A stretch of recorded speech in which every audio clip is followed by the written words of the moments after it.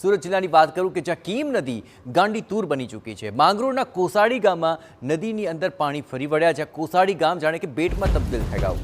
35 જેટલા મકાનમાં નદીના પાણી ઘૂસી ચૂક્યા છે।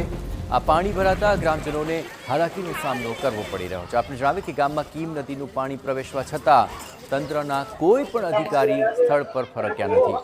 તંત્ર દ્વારા કોઈ પણ પ્રકારની સૂચનાઓ પણ આપવામાં ન આવી હોવાનો ગ્રામજનોનો આક્ષેપ છે। અને નીચાણવાળા વિસ્તારોના અંદરમાં 35 થી 40 મકાનોના અંદરમાં પાણી ભરાયા અને દર વર્ષે આ પાણી આવે છે। અમારે કીમ નદી લાગે છે તો કીમ નદીની ઉપર જે છે પાળો બાંધેલો છે, પણ એના અંદરમાં થોડાક ગોબાચારી થઈ છે અને એના અંદરમાં શું છે કે જેવી રીતના કામ થવું જોઈએ પાકા પાયે એ રીતના કામ થયું નથી।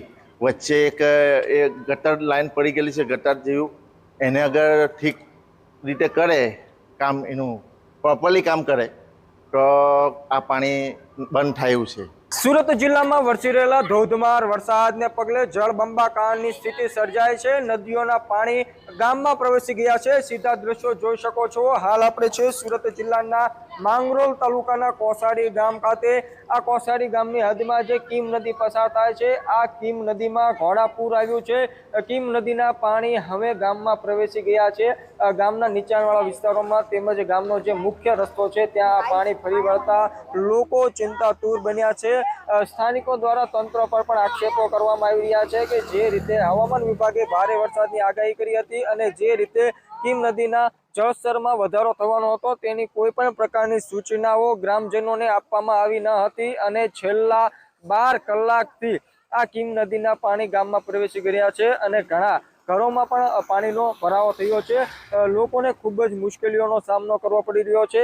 લોકોની ઘરવખરીને મોટું નુકસાન થયું છે। ત્યારે જે રીતે સુરત જિલ્લામાં વરસાદ વરસી રહ્યો છે જેને લઈને જનજીવન પ્રભાવિત થયું છે। હજુ જો અવિરત વરસાદ વરસશે અને આ કીમ નદીના જળસ્તરમાં વધારો થશે તો ચોક્કસ આ આખું ગામ છે તે બેટમાં ફેરવાઈ જશે અને જે વધુ લોકોનું સ્થળાંતર કરવું પડશે। ત્યારે જે પણ જવાબદાર તંત્ર છે તે ઝડપથી કોસાડી ગામની મુલાકાત લઈ સ્થાનિકોને થતી મદદ પૂરી પાડે તે ખૂબ જ જરૂરી બની ગયું છે। સુરત જિલ્લાની વાત કરીએ તો સુરત જિલ્લાના ઉમરપાડા તાલુકામાં અને ભરૂચના વાલિયા વિસ્તારમાં ભારે વરસાદ ખાબક્યો હતો, જેને લઈને આ સ્થિતિનું નિર્માણ થયું છે।